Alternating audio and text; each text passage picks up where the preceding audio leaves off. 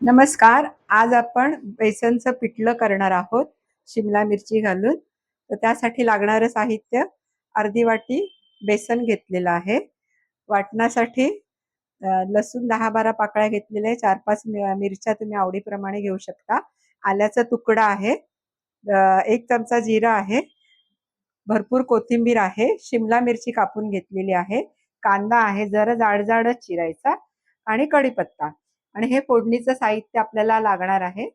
मिक्सरचं भांडं घ्यायचं आहे. आपल्याला ह्याची लसूण, मिरची आणि आल्याची आणि जिरं ह्याची भरड करून घ्यायची आहे.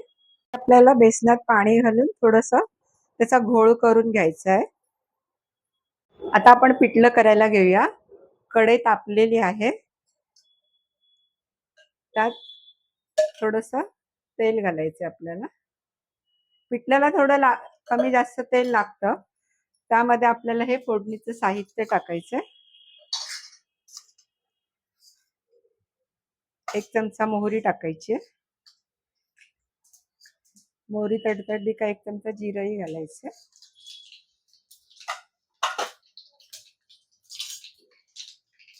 त्यावरच हिंग घालायचं.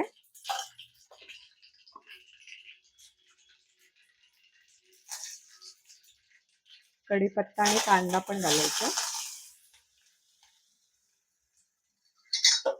आणि थोडासा कांदा गुलाबी होईपर्यंत त्याला परतून घ्यायचंय. कांदा गुलाबी झाला, कोमेजलाय, त्याच्यावरती शिमला मिरची घालून असं परतवून घ्यायची आहे. आता त्याच्यावरती जी आपली भरड केली आहे ना, मिरची, लसूण, आल्याची आणि जिरं, ती पण टाकून छान परतवून घ्यायचंय. हे छान परतवून घेतलेलं आहे. त्याच्यावरती आपल्याला 1 चमचा हळद घालायची. मीठ पण टाकायचे आणि हे चांगलं परतवलं ना का हा बेसनाचा जो घोळ करून ठेवलेला आहे ना, तो घालायचा याच्यात आणि छान ढवळायचंय.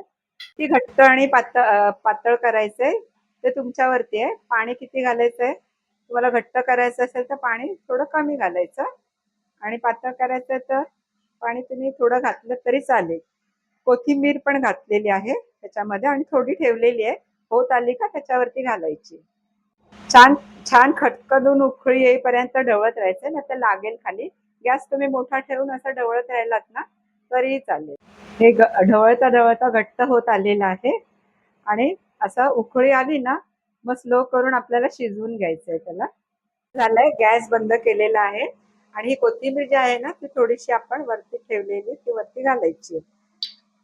असं हे आपलं पिठलं तयार आहे. तुम्ही भाकरी सोबत किंवा भातासोबतही खाऊ शकता. खूप छान लागते, तुम्ही करून बघा.